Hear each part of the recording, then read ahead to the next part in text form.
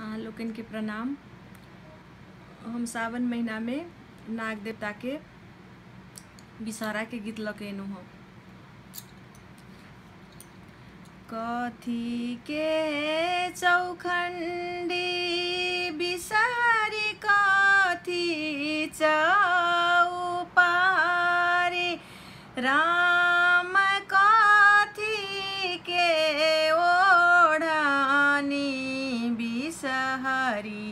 खेले जुआ सारी राम कथी ओढ़ानी विषहरी खेले जुआ सारी सोना के चौखंडी विषहरी रूपे चौपारी राम तुलसी ओढ़ानी विषहरी खेले जुआ सारी राम तुलसी ओढ़ानी विषहरी खेले जुआ सारी जुआबा खेलैते विषहरी गेली अलसाई राम सिरमा बैसाला सेवक बेनिया डोलाई राम सिरमा बैसाला सेवक बेनिया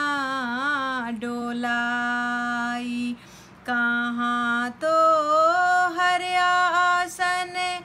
बासन कहाँ निज धाम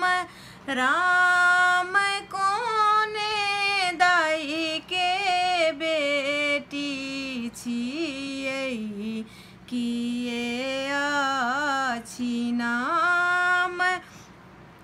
राम कोने दाई के बेटी छियै किए अछि नाम मैना पात आसन बासन सरोवर निज धाम राम गौरी दाई के बेटी छियै विषहरी हमर नाम राम गौरी दाई के बेटी छियै विषहरी हमर नाम राम गौरी दाई के बेटी छियै विषहरी हमर नाम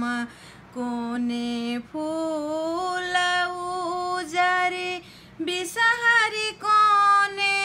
फूल लाल राम कोने फूल विषहरी माँ के 16 सिंगार राम कोने फूल विषहरी माँ के 16 सिंगार बेली फूल उजर माहे चमेली फूल लाल राम अरुल फूल विषहरी माँ के 16 सिंगार राम बेली फूल विषहरी माँ के 16 सिंगार बेली फूल उजर मैया चमेली फूल राम अरुल फूल बिसहरी माँ के 16 सिंगार राम अरुल फूल बिसहरी माँ के 16 सिंगार जोरा लागल फल देव जोरा लागल लाबा राम सदाए दाहिना रहियौ होइयौ ने बाम राम सदाए दाहिना रहु होइयौ ने बाम फल मदे नारियल बिसहरी फूल मदे पान राम देवी मदे बिसहरी मैया दोसर नाही आन राम फूल मदे बिसहरी मैया दोसर नाही आन राम देवी मदे बिसहरी मैया दोसर नाही आन राम सदाए दाहिना रहु होइयौ ने बाम राम सदाए दाहिना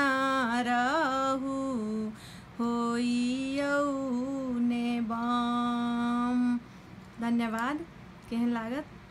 कमेंट लिखब, सब्सक्राइब करब। Thank you.